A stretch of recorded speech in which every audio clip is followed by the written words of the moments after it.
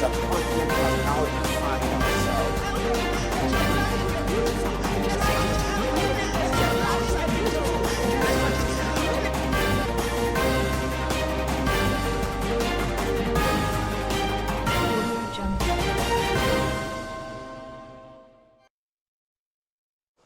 In the news, Justice for Sunday Igboho has court orders federal government to pay 20 billion naira in damages for raiding his house. Return to work National Industrial Court orders resident doctors.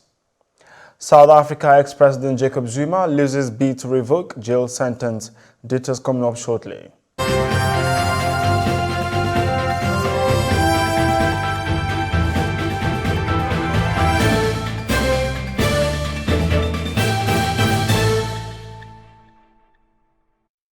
This is TOS Television, your digital-first Pan-African news network. I am Merciful Adeyemo, and you're watching TOS News 360. An Oyo State High Court has ordered the federal government to pay Yoruba Nation agitator Sunday Adeyemo, also known as Sunday Igboho, the sum of 20 billion naira. Justice Ladiran Akintola awarded the sum on Friday as compensation for the invasion of Igboho's house on July 1st and for what was described as exemplary and aggravated damage done against the activist. Reacting to the judgment, one of Igboho's lawyers, Pelumi Olajengbesi, said the judgment would build the confidence of Nigerians in the judiciary. Reno Omokri, a former special assistant to ex-president Goodluck Jonathan, has accused former aviation minister Femi Fani-Kayode of betraying Yoruba Nation activist Sunday Adeyemo and his Biafran counterpart Nnamdi Kanu. He made the allegation in a series of tweets on Friday, reacting to Fani-Kayode's defection to APC on Thursday. The former aviation minister had on numerous occasions celebrated his friendship with Sunday Igboho and Nnamdi Kanu and faulted the federal government actions against the activist. The National Industrial Court, sitting in Abuja, has ordered that the Nigerian Association of Resident Doctors nationwide restrain from continuing with the ongoing strike and to return to work. Justice Bashar Al-Khali made the order on Friday while ruling on an application by the federal government in the suit against NERD. The court held that there is no amount of money that will compensate for the loss of lives in the circumstances.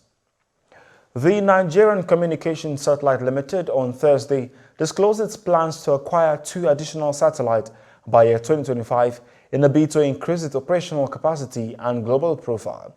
It also revealed that through a platform it invented, Nigeria saved over 8 billion naira in capital flight. The company's director and chief executive officer, NICOMSAT, Abimbola Alale, stated this at a stakeholder forum in Lagos.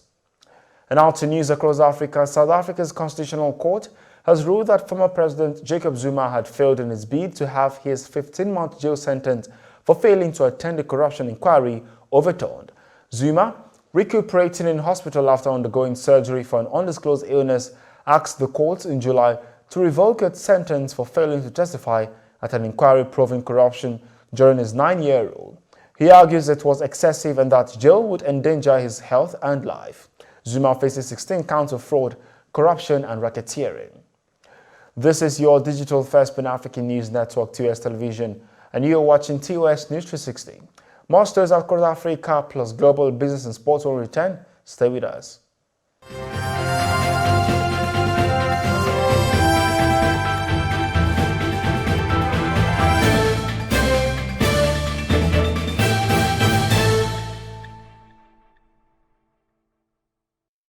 Thank you for staying.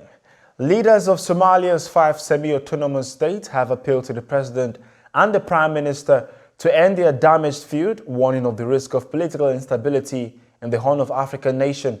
On Thursday, President Mohamed Abdullahi Mohamed, who is popularly known as Farmajo, suspended the executive powers of Prime Minister Mohamed Hussein Rabel, a move swiftly rejected by the premier as unlawful. The two men have been at odds over top security appointment in a dispute that threatens to imperil repeatedly delayed elections and distract from efforts to confront a long-ruling rebellion. The United States would delay sanctions over the Ethiopia conflict if the Ethiopian government and the Tigray People Liberation Front cease ongoing hostilities and enter into ceasefire negotiations immediately and without preconditions, U.S. Secretary of State Antony Blinken said on Friday. If the parties take immediate steps in that regard, the United States is prepared to delay imposition of sanctions and focus on supporting a negotiated process, Blinken said in a statement. To the global scene, firefighters are wrapping fire-resistant blankets around Asian trees as blazes tear through California's world-famous Sequoia National Park. Officials fear the fire could reach the giant forest, a grove of some of the world's biggest trees, within hours.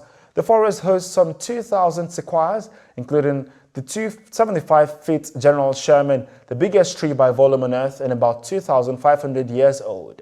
The fires have been driven by higher temperatures and extreme drought conditions.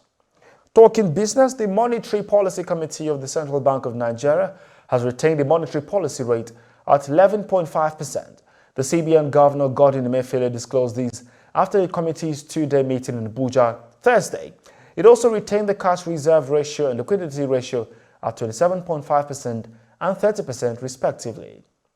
In sports, the New Zealand cricket team has called off its tour of Pakistan minutes before the match. The first match was due to begin in the Pakistani city of Rawalpindi, citing security concerns. Both countries' cricket boards say New Zealand's decision to abandon their tour came after an escalation in the New Zealand government threat levels for Pakistan.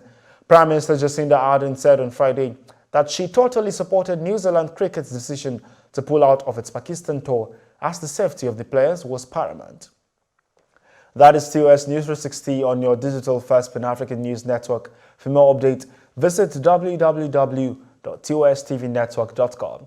Follow and like our social media handles on Facebook, Twitter, Instagram, and remember to subscribe on YouTube. Stay with us and enjoy more programs on the network. I am Merciful Agitator. Many thanks for watching.